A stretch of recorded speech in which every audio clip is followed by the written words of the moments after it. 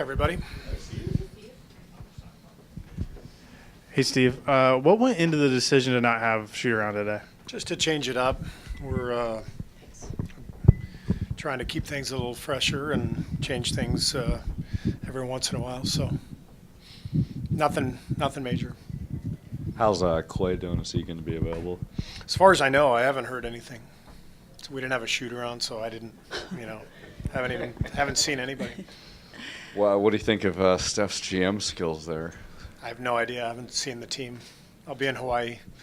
You guys can write about it. I'll tell you all about Hawaii, though, when I get back. Zaza's playing in his 1,000th regular season game, and you've had other guys hit that milestone, too. Andre did it earlier. D. West did it earlier. What does it say to even reach that milestone that you've got 3 veterans who have done that as well? How do you keep these guys healthy and happy for these kind of careers? Well, it's not anything we do. It's everything that they have done over the course of their respective careers. The conditioning, the preparation, the awareness of what it means to be a professional.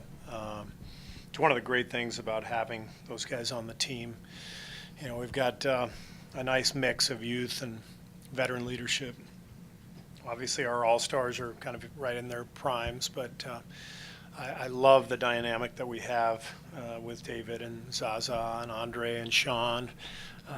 Just that veteran mentoring and leadership. And when a guy comes to work every day and the other players know he's played 1,000 games, and you see the commitment, day-to-day commitment to conditioning and preparation, sets a great tone for the team. Who's the loudest mentor out of those 3 who lets everybody know that he's The loudest mentor. He's the guy. That's why they're all really good mentors. They're all very quiet. They only speak when they have something important to say, and they do it in a really good manner. Steve, to follow up on Mark's question, so Durant's on LeBron's team, and Steph got Draymond and Clay on his team. Was there any interaction? LeBron was saying his teammates were in his ear the last few days. Was there any interaction with you guys and Steph about who he should pick or how he should go about it? Not with me. So I don't know. I'm sure they talked about it. The players probably talked about it amongst themselves, but not with me. Steve, Kevin Durant was really apologetic and humble for the comments he made the other night about the officiating. What did you think of the way he handled that situation and took responsibility? I'm proud of him for apologizing and admitting that he was wrong. It's not something that you should say. We all snap during games, myself included. It's a passionate, heated game, and you get upset, and that happens. But once the game ends, you've got to leave it there. And if you have anything to say to the league, you can say it behind the scenes, but you don't say it through the media. And Kevin knows that, and he apologized. And I thought it was great that the referee union immediately accepted the apology, and now we move on. Did the apology completely come from him, or did you talk to him about that? I never said a word about an apology. We talked a little bit about what happened, that night, but the apology came from him. Talking to David a little bit West yesterday, he talked about how that second unit offense maybe has changed a little bit. A lot of movement maybe with he and Ian last season. It's a little different now. Is that something that's been designed, something that just happened naturally, and how much now is the focus on him scoring with that unit? I think we're running basically the same stuff. It probably looks a little different because Ian was a tremendous cutter, and so we probably got more backdoor layups and that kind of stuff. But we're not running different stuff. We're still running things through David. It's one of the great benefits of having him on our roster is that we go from an offense in the first quarter that is totally built around Steph and Draymond and KD and high screens and the ball movement, and then all of a sudden we throw it into the low block over and over again, which is a totally different look. And David's a tremendous passer. Maybe the biggest difference from last year is that David's really scoring at a high rate and knocking down that jump shot. But he gives us a different look, and it's really a luxury for us. Last week, Kevin Durant hit 20,000 points. Stephen Curry's a couple points away from 14,000. But he's done it all here, and he's going to join some very elite company, Chris Mullin, Wilt Chamberlain. What does he mean to this franchise in particular, Steph? Well, that's both a difficult question to answer and an easy one, depending on how you look at it. In many ways, Steph is our franchise. I think when people think of the Warriors, they think of Steph. We've got 4 All-Stars, and we've got tremendous talent and great players, an amazing PR guy in Raymond Ritter. But what people really think about is Steph Curry. That's the first thought. You travel around the world, you say Golden State Warriors, people say Steph Curry. And I think he also embodies what we are about in terms of the style of play and the joy with which our players play the game. And everybody connects to Steph, fans out there, kids.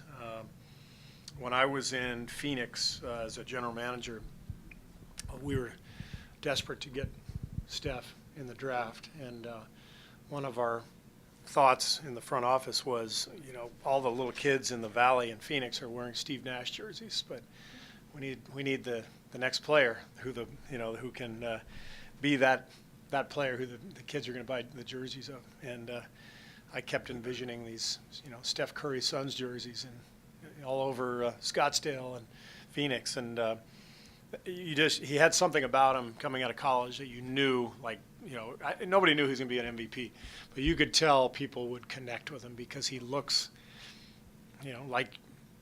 like you or me, or he's just a normal-looking guy, and yet he's got this electric skill and an amazing personality, and so throw all that stuff together, and he's the face of the franchise. You're friendly with Pete Carroll. I was just wondering, have you studied coaches from other sports? And if so, have you studied a guy like Belichick and it's fairly marveled at what he's been able to get his teams to execute year after year? I have. I've never met Bill. I've admired him from afar. I met with Bill Parcells before I took the Warriors job. I tried to meet with as many coaches as I could. Pete was the one I connected with because I felt like he and I were the most alike. I'm nothing like Belichick, and we don't operate the same way at all. But I have tremendous respect for him. An amazing run, and everybody has to do it their own way. That's what every coach that I met with before I began coaching, when I asked their advice, they all said the same thing: be yourself. You can't come in and try to be somebody else. And if you are yourself, your players will feel that genuine dynamic of what you're doing, and then you can be honest and coach them, and they're going to know your word is good and true. So we're all different people. We all have to have our own coaching styles, but I'm like everybody else. I marvel at what the Patriots have done. Does it surprise you at all that Belichick is one of the big influences for Tibbs? For Tibbs? No, not in the slightest bit.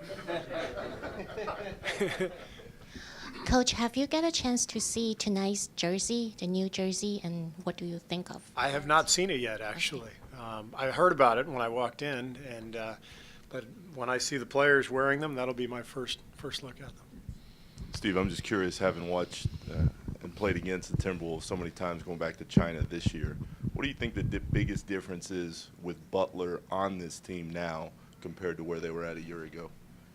Well, I see a difference now from 2 months ago when we saw them with Jimmy. I think it's like when any player moves to a new team, any star player moves to a new team, it takes a little while, just like it did with Kevin last year with us. And I think with Jimmy, he was sort of maybe trying to fit in first couple of months of the season, and now looking at him on tape, he's kind of taken the reins and dictated a lot of what they're doing, and feels very confident and comfortable doing it. So it's a natural progression for that team to be coming together now. Steve, kind of building off that earlier question about Steph, when you did take over this job, did it kind of feel like you were getting a second chance to work with Steph, and how exciting was that? Well, what was exciting was, by the time I got here, he was already an all-star, and he had really developed over the previous couple of seasons, and he had stayed healthy, so you could see he was on his way, and he was already there, and but entering his prime, and as a coach, and as an observer of the NBA and somebody who played in the NBA for a long time, I knew if you want to be any good, you got to have somebody to build around, not just a player, but a person to build around. And I knew before I even really spent much time with him that Steph was a cornerstone player, but also a foundational human being for a franchise. And so I knew what I was getting, and yet he still exceeded all expectation for me. I know you said you had to learn sort of how to be yourself or your own coaching style, but you played under two of the great coaches, NBA coaches of all time, and Pop and Phil Jackson. Are there certain pieces of their styles that you've incorporated into yours? Oh, yeah, of course. I think we're all a product of our environment, and not just, coaches, but parents and, friends and teammates, and you just pick things up as you go on through life, and then it sort of forms who you are. And so for me, I mean, I was unbelievably lucky to play for Hall of Fame coaches, not just Phil and Pop, but Lute Olson and Cotton Fitzsimmons and Lenny Wilkins, and amazing coaches, and very different, all very different from one another. But I took a little something from all of them, and they've all helped me figure out what I'm doing, and it's been incredibly fortunate for me to have the path that I've had and to have played for all of those men. Great. Thanks.